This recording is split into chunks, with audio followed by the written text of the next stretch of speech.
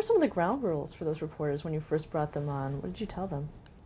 Simply to make the questions as short as they intelligently could, and we said the same thing to the guests: be as concise as you intelligently can, and bring notes if it makes you feel better. We always let the reporters have notes. Spivak always would dictate his questions in umpteen different ways to a secretary and have them typed out on little 3x5 cards, and after I had been there a while, he would dump them all on my desk and have me sort them into categories and decide which ones were the most important and which ones needed to be reworded and such.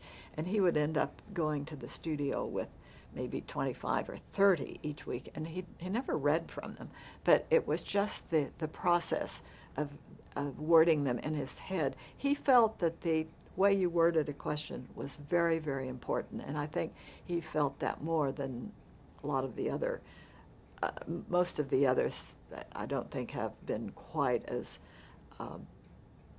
particular about that. And of course he had time. Meet the Press was all he did after he sold his publishing interests off fairly early after he joined Meet the Press. And I do think that the wording makes a lot of difference. You also have to think about a guest if they're familiar with television, or if they're new, or if they're very nervous.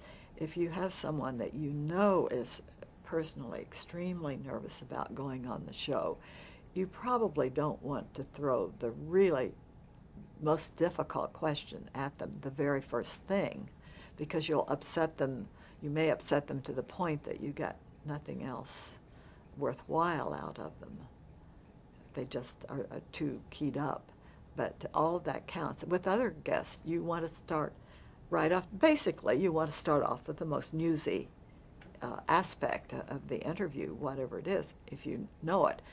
Sometimes you're surprised. Some things farther down the line make a lot more news than what you would hope would.